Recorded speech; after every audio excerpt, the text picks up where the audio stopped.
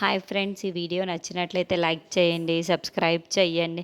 కావ్య వాళ్ళ ఆఫీస్కి వచ్చి ఇక్కడ ఏదో ఫ్రాడ్ జరుగుతుంది అనే ఇన్ఫర్మేషన్ నాకు వచ్చింది.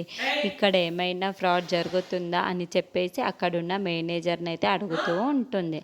ఆ మాటలు వినగానే అక్కడున్న మేనేజర్ అయితే, ఏంటి మేడం, మన ఆఫీస్లో ఫ్రాడ్ జరగడం ఏంటి? మీకు ఏదో రాంగ్ ఇన్ఫర్మేషన్ వచ్చింది, మన ఈ ఆఫీస్లో అటువంటివి ఏమీ జరగవు అని చెప్పేసి అంటూ ఉంటాడు. ఆ మాటలు వినగానే అక్కడున్న కావ్య అయితే, చెక్ చేస్తే ఏముంది, ఒకసారి చెక్ చేద్దాం పదండి అని చెప్పేసి మేనేజర్ని తీసుకెళ్ళి ఆఫీస్ మొత్తం అయితే చెక్ చేస్తూ ఉంటుంది. అక్కడున్న చెక్ చేసే ఏ ఫ్రాడ్ జరగలేదు, ఎందుకు నాకు అలాంటి ఇన్ఫర్మేషన్ వచ్చింది అని చెప్పేసి అంటూ ఉంటుంది. ఇంతలో అక్కడున్న అపర్ణదేవి అయితే రాహుల్ పెట్టిన ట్యాబ్లెట్ని వేసుకుంటూ ఉంటుంది. అది చూసిన అపర్ణ అయితే, ఏంటి ఈ ట్యాబ్లెట్ వేసుకోగానే అనుకుంటూ ఉంటుంది. ఇంతలో నడుస్తూ ఉండగా తన కళ్ళు తిరుగుతూ తలనొప్పి అయితే బాగా వస్తూ ఉంటుంది.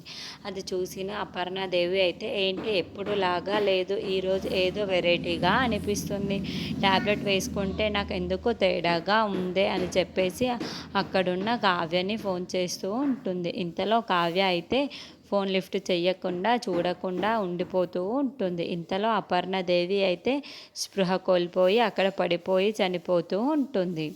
ఇంతలో ఇంట్లో ఉన్న వాళ్ళందరూ కూడా ఇంటికి వస్తూ ఉంటారు. అక్కడున్న అపర్ణదేవిని చూసి ఒక్కసారిగా షాక్ అయిపోతూ ఉంటారు.